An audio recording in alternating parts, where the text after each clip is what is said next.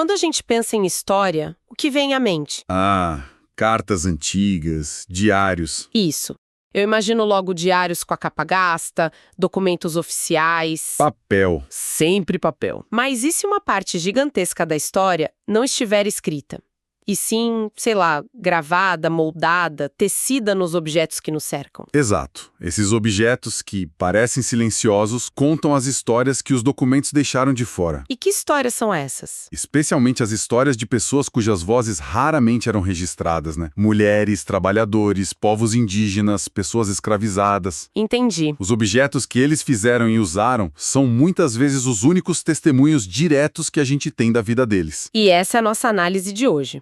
Vamos mergulhar em como usar essas coisas tangíveis para desvendar o passado. Uma arqueologia do cotidiano, quase. Exato! A nossa fonte principal é a introdução de um curso da historiadora Laurel Aldrich, que se aprofunda exatamente nisso. A missão é entender como um objeto, qualquer objeto, pode ser o ponto de partida para uma jornada histórica incrível. Uma jornada que conecta ciência, arte, culturas globais, tudo. Tudo. Ok. Vamos começar pelo começo, então. Como uma historiadora que é treinada para decifrar textos, chega à conclusão de que precisa começar a decifrar coisas. Não é o caminho mais óbvio. Não mesmo. E a origem disso é fascinante porque nasceu de uma frustração. De um beco sem saída na pesquisa dela. Como assim? A Ulrich estava tentando escrever a história das primeiras mulheres americanas, ali no período colonial e pós-independência. E ela bateu de frente com um problema clássico: a escassez de fontes. Faltavam documentos. Faltavam documentos escritos por elas. Havia uma montanha de material sobre elas. Ah, entendi. Registros de brija, documentos legais, testamentos, cartas de homens falando sobre suas esposas e filhas, mas a voz delas mesmas. Era um sussurro. Um sussurro, exatamente. Pouquíssimas mulheres daquela época, a não ser de uma elite muito restrita, eram alfabetizadas ou tinham meios para manter diários, sabe? O arquivo era em grande parte masculino. É a história sendo contada pelos outros, uma visão de fora. E aí, diante desse silêncio nos papéis, ela precisou encontrar outra forma de ouvir. Precisou. E foi aí que veio a virada para os objetos. O momento Arra. Foi uma mudança gradual, mas fundamental. Ela começou a se voltar para o que os acadêmicos chamam de cultura material. Cultura material. Isso. Em vez de procurar uma carta, ela começou a olhar para uma colcha de retalhos. Em vez de um diário, ela analisava um utensílio de cozinha. Que interessante. Foi o jeito que ela encontrou de contornar o silêncio dos arquivos e acessar as experiências daquelas mulheres através das coisas que elas criaram, usaram, consertaram. E deixaram para trás. É quase uma abordagem de detetive forense para a história. É uma ótima analogia. Se não tem testemunha verbal, você examina as evidências físicas na cena do crime do passado. Exatamente. Uma peça de mobiliário, um bordado. Tudo isso virou um documento em si, carregado de informação sobre estética, técnica e principalmente sobre o tempo e a habilidade investidos por essas mulheres. E o que eu acho mais interessante é que ela não fez isso sozinha. A fonte deixa bem claro que esse projeto, que virou uma exposição e um curso em Harvard, foi um esforço de equipe. Ah, sim. E que equipe? Especialistas de mundos que, normalmente nem conversam direito. E essa é a chave para a profundidade da análise, a colaboração multidisciplinar. Sozinha uma historiadora viria uma camada do objeto. Certo. Mas junto com outros especialistas, o objeto se abre em múltiplas dimensões, sabe? A equipe que ela montou é a prova disso. Vamos falar sobre eles? Tinha a Sarah Schechner, certo? Uma historiadora da ciência. Exato. A Schechner é curadora da coleção de instrumentos científicos de Harvard. Então ela olha para um objeto e vê o quê? O mecanismo. Mecanismo, precisão, a história da tecnologia, a matemática por trás de um design. E ela entende a função. E em contraponto, o Ivan Gaskell, um curador de museus de arte. Ele, imagino, olha para o mesmo objeto e vê outra coisa. Completamente diferente. O Gaskell traz a perspectiva da estética, da história da arte, ele analisa a forma, a cor, a composição. O valor simbólico, talvez. Exato. O que era considerado belo ou significativo na época. Ele entende a forma E o significado cultural. E fechando o trio, Sarah Carter, especialista em estudos americanos. Onde ela entra nessa história? A Carter é a ponte. Com a experiência dela em história social e cultura material, ela olha para o objeto no seu contexto de uso. Tipo, quem usou, como. Isso. Em que cômodo da casa ficava, que status social ele conferia. Ela, junto com a Ulrich, se concentra no uso e no contexto social. Eu fico imaginando as discussões desse grupo. Eles pegam, sei lá, um telescópio antigo. Certo. A Schechner vai falar sobre as lentes, a mecânica. O Gaskell vai discutir a beleza do latão trabalhado, quase como uma escultura. E a Carter? E a Carter vai perguntar quem podia comprar um desses e o que significava ter aquilo na sala de visitas. O objeto deixa de ser uma coisa só. E vira 3, 4 coisas ao mesmo tempo. Exatamente. E isso revela uma verdade fundamental. Os objetos não pertencem a uma única categoria. Essa divisão entre ferramenta científica, obra de arte e artefato do cotidiano. É uma invenção nossa, das nossas universidades, dos nossos museus. No passado, essas coisas estavam muito mais integradas. E o cenário para essa exploração não poderia ser melhor. As coleções de Harvard. A fonte descreve uma coisa de uma vastidão quase inacreditável. É um universo, não é um museu, é um arquipélago de museus e coleções, muitas vezes funcionando como ilhas isoladas. Uau! A fonte até lista diversidade para a gente ter uma noção.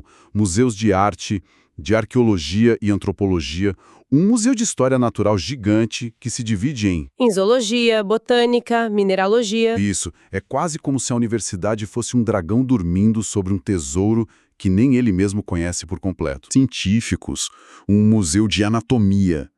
E algo que a gente esquece, as próprias bibliotecas. As bibliotecas também. As bibliotecas de Harvard não guardam só livros. Guardam coleções imensas de objetos, mapas, moedas, medalhas.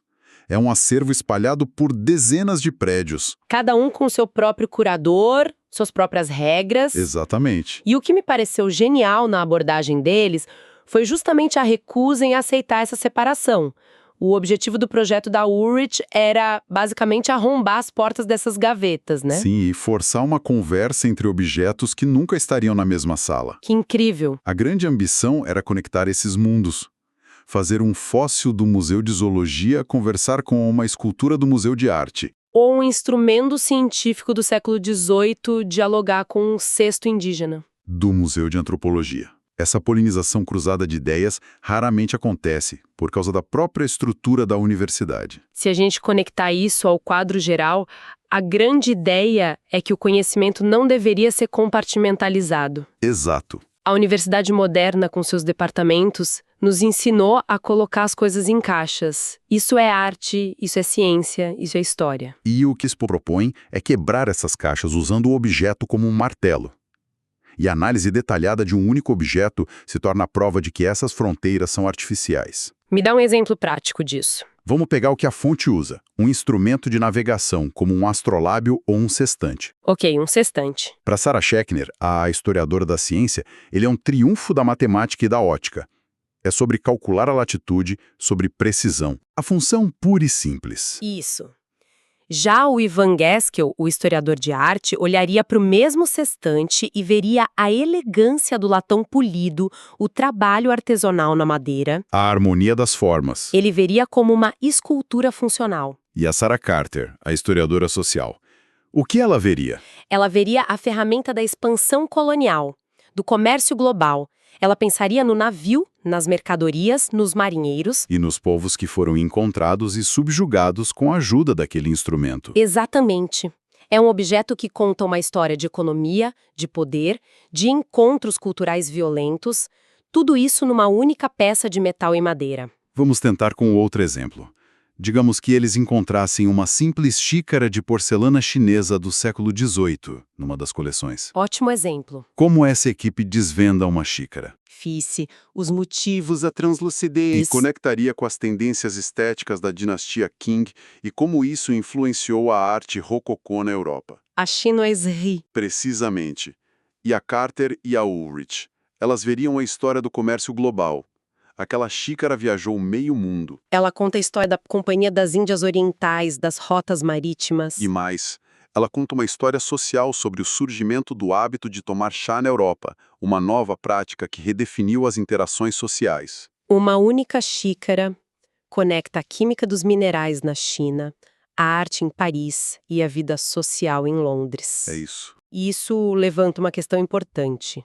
Se um objeto pode ser tantas coisas, a própria história deixa de ser uma narrativa única, uma linha reta. Sim, ela vira uma rede, uma teia. E a história se torna menos linear e muito mais interconectada. Essa abordagem nos força a ver que ciência, arte, comércio, vida cotidiana não eram mundos separados no passado como a gente estuda hoje. Eram facetas da mesma experiência humana. E os objetos são os pontos de encontro onde tudo isso se cruza. Exato. Mas espera aí, isso tem implicações práticas enormes. Se a história não é linear, como um museu deveria organizar suas exposições? Ou como um livro de história deveria ser escrito? Essa é a grande questão que o trabalho deles provoca, né? Talvez a cronologia não seja o único nem o melhor princípio organizador. E o que seria, então? Muitos museus modernos já estão experimentando com exposições temáticas. Agrupam objetos de diferentes épocas para explorar uma ideia, como viagem ou poder. Entendi. O trabalho de Uhrig oferece um fundamento teórico para isso. Mostra que um objeto de 1500 pode ter mais a dizer a um objeto de 1900 do que ao seu vizinho de 1510. Parece fascinante, mas também incrivelmente difícil. Como se evita projetar nossas próprias ideias no objeto? Uma xícara é uma xícara, sabe? É um ótimo ponto. Um risco real. Como ter certeza de que a história que estamos contando é a dela, e não uma ficção que a gente criou? A resposta, segundo essa metodologia, está no rigor. Primeiro, a análise começa com a observação minuciosa do objeto. Material, marcas de fabricação, sinais de uso. A evidência física. Isso. Depois, você cruza essa evidência com toda a documentação que conseguir encontrar. Registros, manuais, pinturas onde o objeto aparece. O objeto não substitui o texto. Ele dialoga com o texto. E a equipe multidisciplinar ajuda nisso, imagino. Funciona como um controle de qualidade, impedindo que uma única perspectiva domine a narrativa. E o mais legal é que essa ideia não precisa ficar trancada em Harvard. A fonte é clara sobre isso. Sim, o objetivo final do curso da Ulrich não era só mostrar as coleções. Era dar ferramentas para que qualquer pessoa olhasse de um jeito novo para as coisas no seu próprio ambiente. Exatamente. Essa é a grande lição. É uma ferramenta de investigação que podemos usar no dia a dia. A proposta é olharmos para os objetos em nossa casa, no trabalho, e começarmos a fazer perguntas. Tipo, de onde veio esta camiseta? Que fibras foram usadas? Quem a costurou? E em que condições? Que rota comercial ela percorreu até chegar aqui? É uma mudança de percepção total. Deixar de ver os objetos como coisas passivas, inertes. E começar a vê-los como fontes ativas de informação, como testemunhas que carregam histórias. Meu smartphone deixa de ser só uma ferramenta e vira um artefato complexo, que conta uma história sobre mineração no Congo, design na Califórnia, montagem na China. E rede de logística globais. É um convite para sermos todos um pouco historiadores e arqueólogos do nosso próprio mundo. Perceber que estamos cercados por uma biblioteca de histórias, só que os livros são de plástico, madeira e metal. Isso. Então, o que tudo isso significa no final? A grande ideia que a Lara Ulrich e sua equipe nos apresentam é que a história não está só trancada em arquivos. Ela está embutida nos objetos, esperando para ser descoberta. É uma visão que, de certa forma, democratiza o acesso ao passado, né? Com certeza. Nem todos podem passar meses em um arquivo nacional, mas todos temos objetos ao nosso redor. E aprender a ler esses objetos nos dá acesso a novas narrativas, a perspectivas que os textos sozinhos não podem oferecer. É uma forma, como você disse no início, de finalmente ouvir as vozes que foram silenciadas nos registros escritos. Uma história que a gente pode tocar, sentir o peso, ver o desgaste. É um jeito mais completo e talvez mais humano de entender de onde viemos. E isso nos leva a uma reflexão para encerrar. Depois desta conversa, que objeto no ambiente ao redor agora? Seja na mesa de trabalho, na cozinha, numa estante. Exatamente. Que objeto poderia contar uma história inesperada? Se esse objeto, essa caneca de café, esse par de tênis, esse livro na prateleira, se ele pudesse falar, que segredos revelaria sobre as conexões invisíveis que formam o nosso mundo e o nosso passado?